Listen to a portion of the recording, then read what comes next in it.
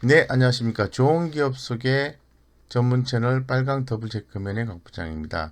최근에 현대글로비스에 대한 관심도가 올라가고 있는 것 같습니다.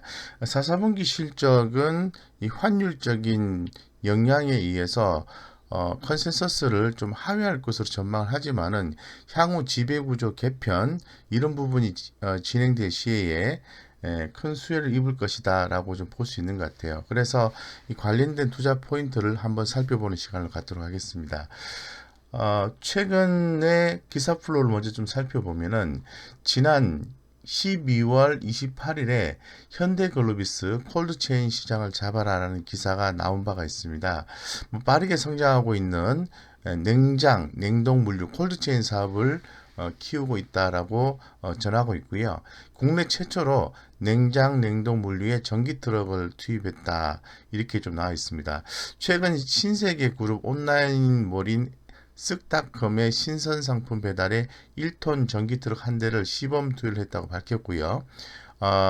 현대글로비스와 신세계그룹 이 두 회사는 3개월간 서울 및 수도권 지역에 시범 운행을 한 뒤 내년부터 본격적인 친환경 배송 차량을 확대해 나갈 계획이다라고 밝혔습니다. 그리고 전일에 나왔던 기사 내용을 또 살펴보겠습니다. 차 물류, 현대글로비스 백신 콜드체인 시동 권하 이런 내용이 또 나왔습니다. 이 부분이 상당히 좀 강조가 많이 되고 있는 것 같은데요. 현대그룹의 물류 담당인 현대글로비스가 삼성 SDS에 이어 이 코로나19 백신 유통 사업을 추진한다.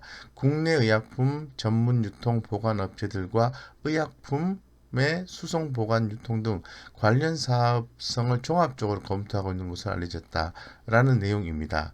예, 관련해서 계속해서 그 내용이 좀 나와 있는데요. 여기 보시면은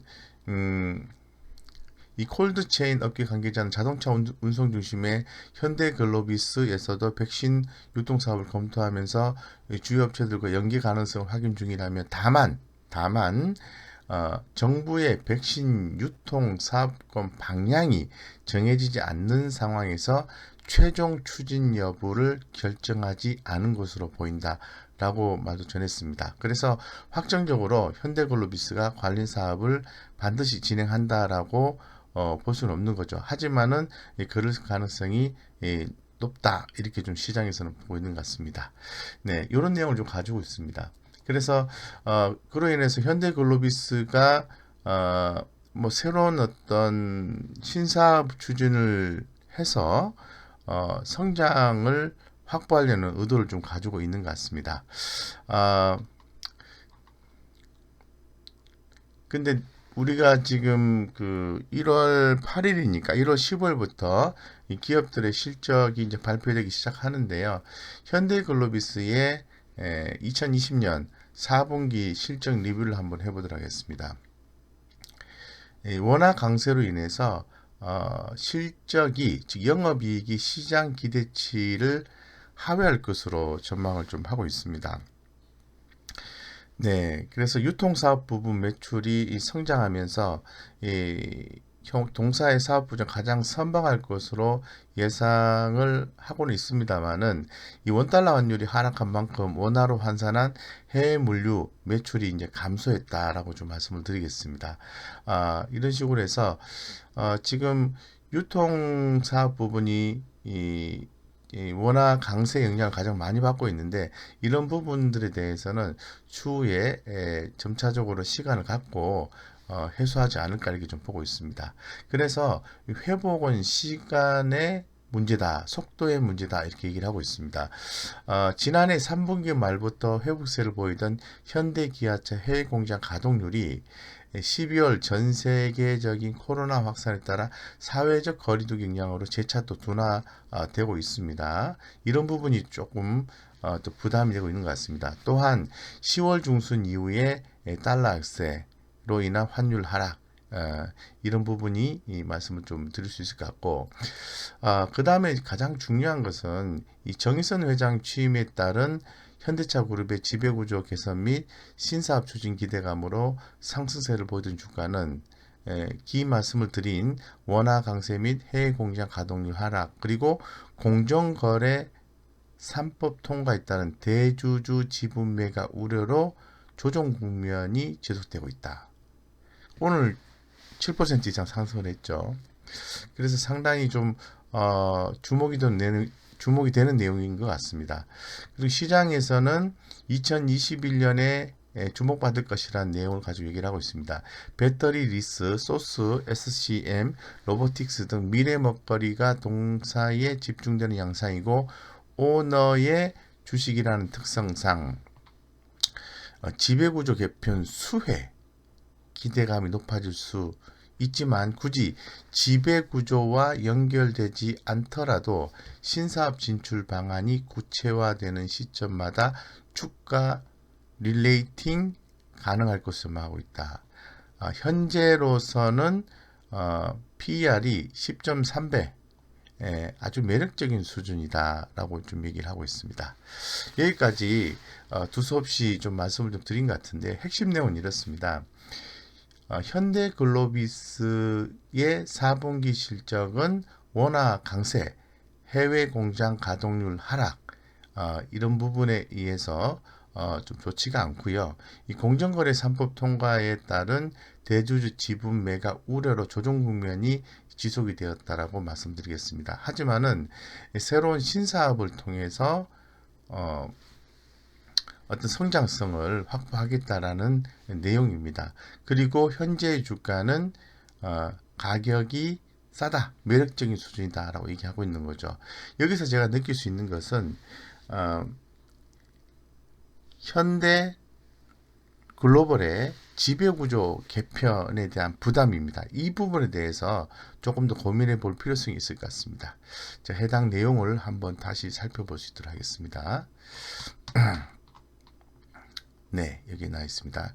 자, 읽어보겠습니다.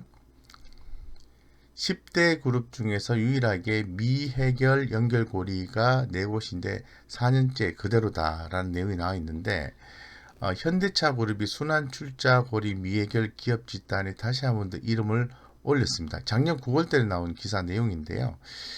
10대 그룹 가운데 유일하게 순환출자고리 해소에 나서지 못하면서 부담이 확대될 것으로 전망을 한 바가 있고요.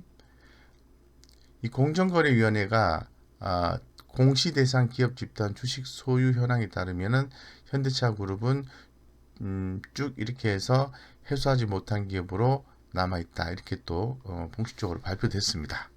네. 그래서 추후에 이런 부분들이 해소가 좀 돼야 되는데요.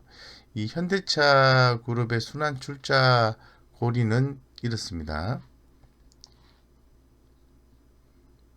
4개의 순환 출자 고리를 형성하고 있는데, 기아차, 현대모비스, 현대차, 기아차 이렇게 형성되어 있고, 기아차, 현대제철, 현대모비스, 현대차, 글로비스, 현대모비스, 현대차, 현대차, 현대제철, 현대모비스, 현대차, 이런 식으로 해서 4개의 고리를 또 형성하고 있습니다. 이 부분을 해소가 되어야 된다는 거죠.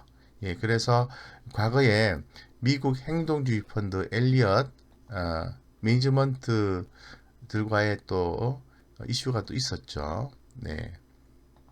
이로 인해서 여러 가지 내용들이 쭉 나오는데요. 해당 내용을 한번 찾아서 한번 읽어보시면 될 것 같고, 제가 이제 주목하는 부분은 정의선 회장이 현대글로비스 지분 23.29%를 쥐고 있다는 겁니다. 이런 부분이 있고요. 그래서 향후에 이런 부분들이 만약에 좀 진행되게 되면은 이 정의선 회장이 보유하고 있는 현대글로비스의 지분, 이 부분이 적극적으로 활용될 가능성이 대단히 높다라는 거죠. 그래서 현대글로비스 지분을 적극 활용해서 그룹 지배구조의 정점에 오를 것이다 라는 것이 중론이라고 얘기할 수 있을 것 같습니다. 굉장히 좀 복잡하게 좀 말씀을 드린 것 같은데요. 제가 말씀을 좀 드리고 싶은 건 뭐냐 하면은, 이 현대글로비스의 향후 주가의 방향성은 지배구조 개편과 상당히 밀접한 관련이 있다라는 거죠. 그런 과정에서 이 정의선 회장의 현대글로비스 지분 활용도가 커지기 때문에 현대글로비스의 성장성을 확보를 해서 주가를 상방향으로 올리는 게 대단히 중요하다라고 말씀을 좀 드리고 있는 겁니다. 그렇기 때문에 결론적으로 이 정의선 회장 같은 경우에 현대글로비스 지분 위에는 다른 회사의 지분을 그렇게 많이 갖고 있지는 않기 때문에 서로 주식을 또 교환하는 과정 이런 부분을 또 거쳐야 되기 때문에 향후에 현대글로비스의 주가가 상방향으로 움직일 가능성이 대단히 높다라고 말씀을 드리기 위해서 굉장히 좀 복잡하게 말씀드린 것 같아요. 그래서 지금 현재 제가 봤을 때는 현대글로비스 같은 경우에는 이러한 내용들을 가지고 있고 실제로 또 뭐 분기별 실적은 좀 다소 약하긴 합니다만은 추후에 이 신사업 추진을 통해서 주가의 방향성이 상방향으로 좀 올라가면서 지배구조 개편과 맞물려서 또 현대글로비스의 정의선 회장의 지분 활용도가 부각되면서 올라갈 것이다라고 말씀을 또 드리고 싶은 거죠. 그래서 관심 있게 좀 보시고요. 분할해서 중장기를 좀 모아가는 전략이 상당히 유효하다라고 좀 말씀을 드리겠습니다. 현대글로비스 한번 보겠습니다. 자, 현대글로비스 전일 대비해서 무려 7.55%가 상승을 했고, 뭐 실적 개념으로 좀 살펴보면은 4분기는 실적이 예상치보다 낮게 나온다라고 말씀을 좀 드렸고요. 그리고 지금 전년 동기 대비해서 또 올해 1분기 같은 경우에도 순이익단에서 봤을 때 실적 개선이 크게 되지는 않습니다. 그래서 뭐 적극적으로 매수해서 단기로 대응하시는 것보다는 지금 서서히 천천히 모아가는 전략이 현대글로비스는 유효하다라고 말씀드리고 시장에서의 투자 의견을 살펴봤을 때는 최고 한 22만 원까지 목표가 제시를 하고 있습니다. 그래서 상방향으로 해서 22만 원까지 제시한다면 한 11% 정도 상승 여력이 남아 있다라고 굳이 말씀을 드리면은 그렇다라고 말씀드릴 수 있을 것 같아요. 그래서 현재 그 주가의 흐름을 좀 살펴보면은 지금 현재 흐름상으로 보면은 상당히 좋아요. 상당히 좋습니다. 신규 매수 관점의 접근이 가능한 매우 강한 차트를 형성하고 있고 이 중장기적으로 보았을 때도 이 상승 추세가 유효합니다. 뭐 추가 상승을 고려할 만하다 이렇게 좀 말씀드리겠습니다. 근데 이에 비해서 수급적인 요소를 좀 살펴보면은 기관 투자가들은 지속적으로 좀 매도를 하고 있는 상황이고요. 이와는 반대로 외국인의 수급은 상당히 양호하다. 금일 같은 경우에 외국인 수급 유입에 의해서 주가는 한 단계 레벨업이 되었다라고 말씀드릴 수 있는 거죠. 그래서 뭐 전체적인 추세를 깨지 않고 우상향 패턴이 나올 가능성이 있다라고 좀 말씀드리겠습니다. 한번 올라가면은 좀 가격 조정이 나오고 또 한번 또 올라가면은 가격 조정이 나오지만은 추세를 깨지 않는 선에서 지속적으로 상방향의 움직임이 있을 것이다 라고 말씀을 드리고 제가 긴 말씀을 드린 것처럼 뭐 실적단에서 보면은 다소 좀 약한 부분이 있긴 합니다만은 이 공정거래법 개정안이 통과가 되면은 이 향후에 지배구조 개편 이슈가 나올 수밖에 없기 때문에 뭐 어떤 제주주의 지분 매각 이런 부분에 있어 주가의 변동성이 나온단 말이죠. 주가의 변동성이 나올 때마다 만약에 이제 하방으로 현대글로비스의 주가가 밑으로 빠지게 된다면은 적극적으로 모아가는 전략이 유효하다라고 말씀드리고 현재로서는 지금 18만 7천 원, 7,900원 그리고 네. 지금 현재 또 이렇게 20일간의 평균 매수가를 한번 보도록 하겠습니다. 네, 18만 6천 원, 18만 6천 원. 네. 네, 요 정도가 됩니다. 18만 6천 원.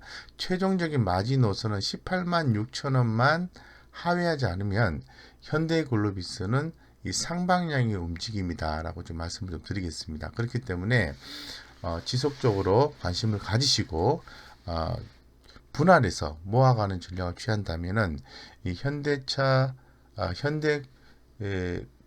그룹의 현대차 그룹의 지배구조 이슈가 떴을 때 현대글로비스의 주가는 정의선 회장의 지분이 상당히 많기 때문에 그 활용도에 대한 기대감이 커지기 때문에 주가가 올라갈 가능성이 있다라고 조심스럽게 한번 말씀드려 봅니다. 그래서 현대글로비스 긍정적으로 보자라고 말씀드리며 좋은 기업으로서 현대글로비스 설명을 드리겠습니다.